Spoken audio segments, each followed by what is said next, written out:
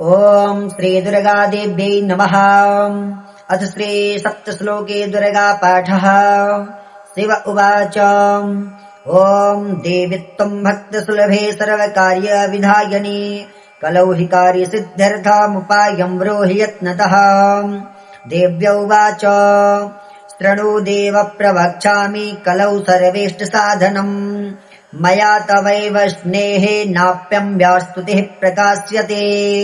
ॐ अस्य श्री दुर्गा सप्तश्लोके स्तोत्रमन्त्रस्य नारायण ऋषिः अनुष्टुप छन्दः। श्री महाकाली महालक्ष्मी महासरस्वत्यो देवताः श्री दुर्गा प्रीत्यर्थम् सप्तश्लोके दुर्गा पाठे विनियोगः।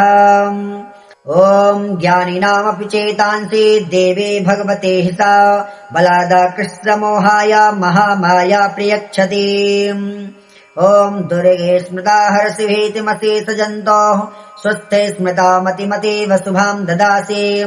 दारिद्र्यदुःखभयहारिणि तु धन्या सर्वोपकारकरणाय सदार्धचित्ता।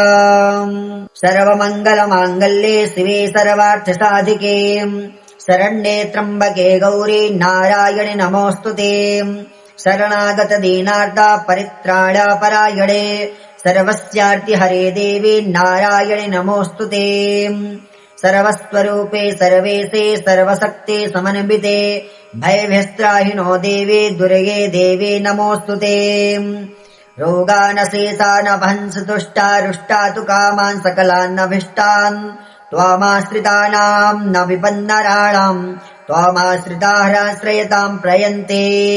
सर्वबाधा प्रशमनम् त्रैलोक्यस्याखिलेश्वरे एवमेव त्वया कार्यमस्मद्वैरे विनाशनम्।